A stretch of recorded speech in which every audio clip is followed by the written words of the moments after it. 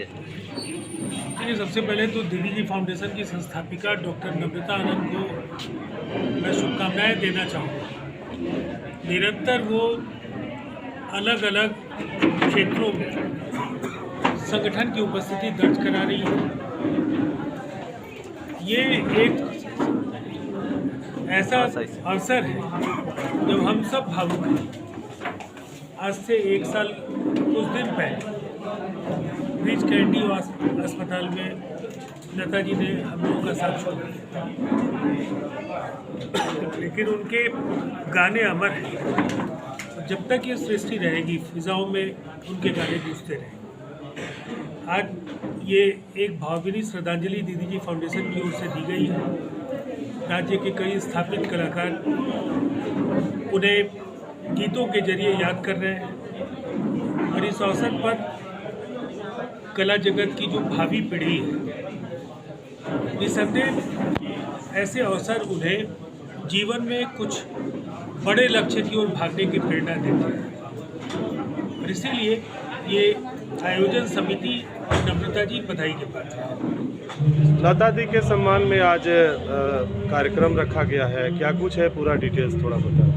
आज youth hostel में लता माँ के लिए एक श्रद्धांजलि सभा और स्वर कोकिला लता मंगेशकर सम्मान 2023 का आयोजन किया गया है। दीदी जी फाउंडेशन के बैनर तले आज यह सम्मान समारोह आयोजित है, जिसमें बिहार के साथ साथ भारत से भी कुछ प्रदेशों के सिंगर यहाँ उपस्थित हैं और मुझे ऐसा लगता है कि समाज सेवा के क्षेत्र में, मीडिया पत्रकारिता के क्षेत्र में, कला संस्कृति के क्षेत्र में और भी सभी क्षेत्रों में हम लोग सम्मान समारोह का आयोजन करते हैं। कला संस्कृति एक ऐसा माध्यम है जिस माध्यम के द्वारा हंसते हुए को, रोते हुए को हंसाया जा सकता है। इसलिए एक ऐसा माध्यम है जो सारे गमों को भुलाकर, तो वो कलाकार जो सबको हंसाते हैं उनके लिए उनके सम्मान में कार्यक्रम का आयोजन होना बहुत ज़रूरी है। तो मैं दीदी जी फाउंडेशन के बैनर तले लगातार कलाकारों को सम्मानित करने का प्रावधान रखी हूँ और लगातार हम लोगों का मंच सम्मानित कर रहा है कलाकारों को और उनको आगे बढ़ाने के लिए प्रेरित कर रहा है। हम लोग नए कलाकारों को भी मौका दे रहे हैं ताकि नए कलाकारों का भी मनोबल ऊंचा हो और उन लोग को भी लोग समाज में जान सकें। बिहार से जो भी कलाकार हैं उनको आगे बढ़ाने के लिए एक स्थापित उनको कैरियर हो, इसके लिए कोई दीदी जी फाउंडेशन प्रयास करती है? फाउंडेशन लगातार प्रयासरत है और लगातार हम लोग माननीय डिप्टी सीएम रेणु देवी को भी बुलाए हैं कार्यक्रम में। बाल उड़ान यहाँ पे हुआ था जिसमें पूरे भारतवर्ष से हम लोगों ने हर क्षेत्र के लोगों को बुलाया था। उसमें कला संस्कृति भी था। लगातार कला संस्कृति के लिए मैं इसलिए काम करती हूँ कि एक ऐसा क्षेत्र है जिसमें अभी बहुत कम सम्मान समारोह हो पा रहा है। कलाकारों को लोग उस नज़र से नहीं देख पाते कि उनको सम्मानित किया जाए, लेकिन मैं ऐसा मानती हूँ कि कलाकारों को सम्मानित करना बहुत ज़रूरी है और उनके साथ साथ हम हंसते हैं तो उनको भी हंसाना ज़रूरी है। अपना पूरा परिचय बता दें। मेरा नाम डॉक्टर नम्रता आनंद है।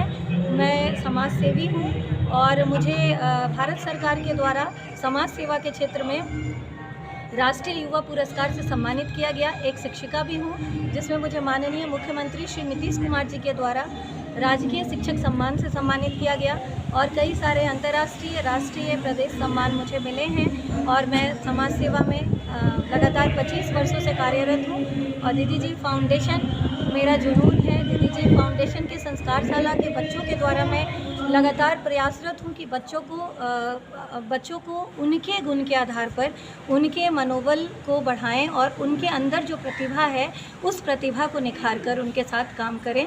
तो लगातार प्रयासरत हूँ। Thank you. के प्रोग्राम के बारे में थोड़ा सा बताएं। आज दीदी जी फाउंडेशन की ओर से और डॉक्टर नम्रता आनंद जी के सहयोग से आज जो मैं यूथ हॉस्टल में जो लता मंगेशकर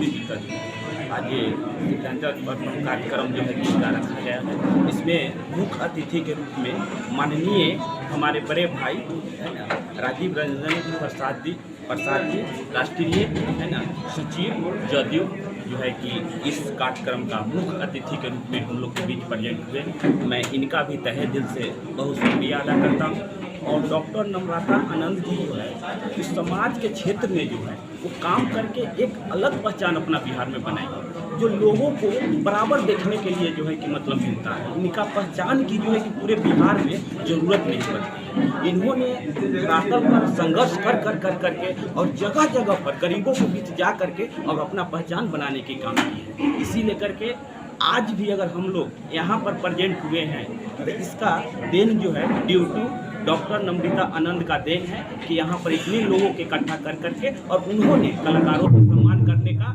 काम की है। इसके लिए मैं डॉक्टर नम्रता आनंद को तहे